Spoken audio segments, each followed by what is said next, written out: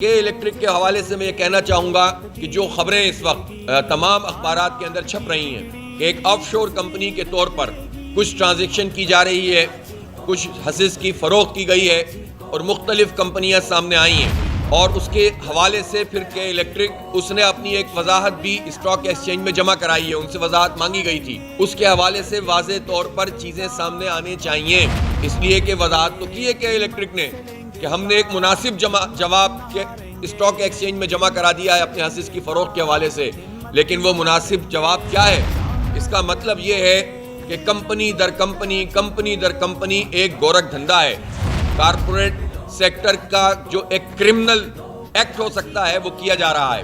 اور اس میں white collar criminals پوری طریقے سے لوٹ مار کر رہے ہیں، اور یہ عمل تقریباً 16-17 سال سے جاری ہے۔ انہی چیزوں کی ہم نشاندہی کرتے ہیں، لیکن بدقسمتی سے پاکستان کی تمام پولیٹیکل پارٹیز جن کے پاس مینڈیٹ ہوتا ہے وہ سب کے الیکٹرک مافیا اور ان وائٹ کالر کرمنلز کو سپورٹ کرتے ہیں، ان کے سہولت کار بنتے ہیں، بلکہ خود حکومتوں میں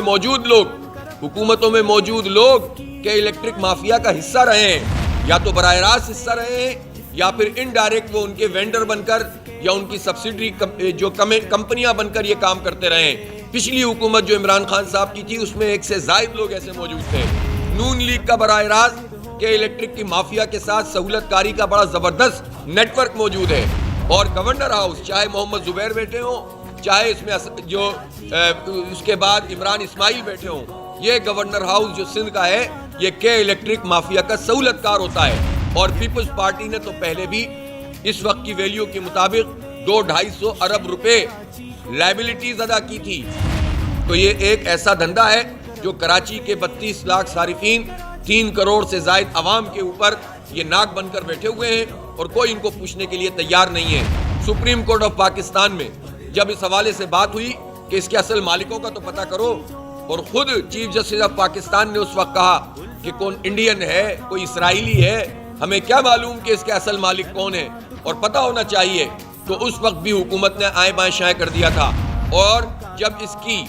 ایکسکلوزیوٹی ختم کرنے کے لیے، اس کا ایکسکلوزیو لائسنس ختم کرنے کے لیے بات چلی، تو اسد عمر صاحب، رزاق داؤد صاحب ایک ایماندار پارٹی کو ریپرزینٹ کرتے ہوئے وہ گئے ججوں کے چیمبر میں اور کہا کہ یہ ان کا لائسنس کینسل نہیں ہونا چاہیے۔ یہ وہ حقیقت ہے جو قومی میڈیا کے اوپر آئی ہے، اس سے کوئی انکار نہیں کر سکتا، اور آج کی تاریخ میں تو کسی نے تردید بھی نہیں کی، کر بھی نہیں سکتے، اس لیے کہ سب ملے ہوئے ہیں، چاہے پیپلز پارٹی ہو، پی ٹی آئی ہو، نون لیگ ہو اور MQM ہو، یہ سب کے الیکٹرک مافیا کے ساتھ ہیں۔ اور اس وقت تو عملاً صورتحال یہ ہے کہ جماعت اسلامی اور کراچی کے عوام ایک طرف ہیں، اور تمام پولیٹیکل پارٹیز کے الیکٹرک مافیا کے ساتھ کھڑے ہوئے ہیں۔ اس لیے یہ جنگ ہم نے چھیڑی ہے تو ہم اس کو آئینی جمہوری طریقے سے، قانونی طریقے سے لڑ رہے ہیں، اور انشاءاللہ تعالیٰ اس کو حتمی نتیجے تک پہنچائیں گے۔